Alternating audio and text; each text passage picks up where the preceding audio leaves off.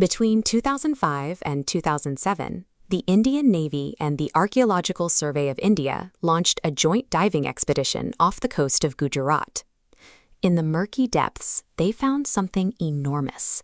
Look at the scale of the physical excavation required here. Working off this coastline, researchers mapped the foundations of a submerged settlement, including an underwater wall stretching 560 meters long. They also recovered physical artifacts right off the seabed. Carbon dating of pottery and painted clay bowls places the active use of this site between 1500 BC and 3000 BC. When researchers mapped the coordinates and layout of these ruins, they found striking geographical parallels to the descriptions of Dwarka found in ancient texts.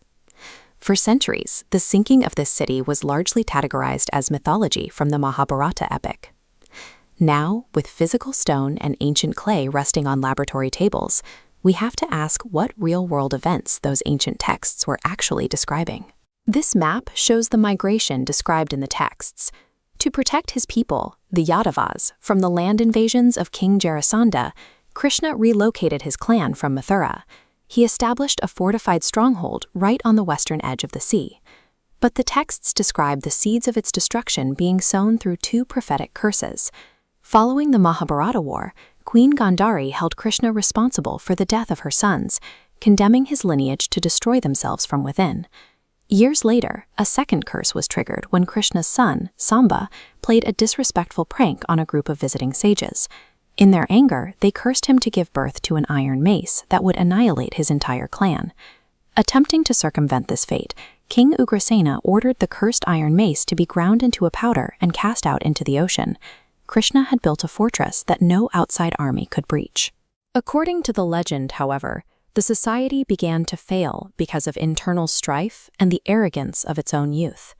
That discarded iron powder eventually washed back onto the beaches. Instead of dissipating, it sprouted into fields of razor-sharp erica grass along the coastline. Inside the city, civil order began to disintegrate. A royal ban on alcohol failed, and the streets were plagued by omens of high winds and violent weather. The tensions snapped at Prabhas. An intoxicated dispute broke out between two warriors, Satyaki and Kritavarma. In moments, this argument ignited a civil war among the Yadavas. Fleeing desperately to the beaches, the clan began tearing up the coastal erica grass to use as weapons.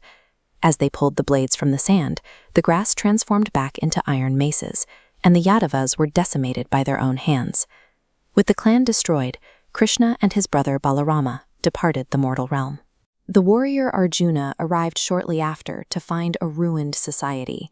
He evacuated the surviving citizens, escorting them safely toward Indraprastha.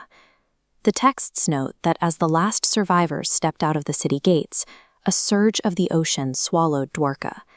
The ocean Krishna originally selected as a defensive barrier against outside invaders had instead become the means of the city's disappearance. Modern archaeology cannot confirm the existence of magical iron grass. What the 2005 expedition does confirm is that a coastal civilization actually existed right where the texts claim, and it was lost to the sea. This geological cross-section provides a potential explanation.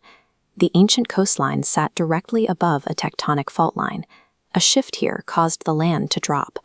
Combined with rising sea levels, the rapid submergence provides physical context for the ruins found by Navy divers. The epic serves as a meditation on the inevitability of time and the power of nature. It demonstrates the idea that even a grand city is subject to the laws of the physical universe. The submerged ruins of Dwarka suggest a bridge between memory and history, one where epic mythology may have served to preserve the record of a real catastrophic event, buried for millennia beneath the waves.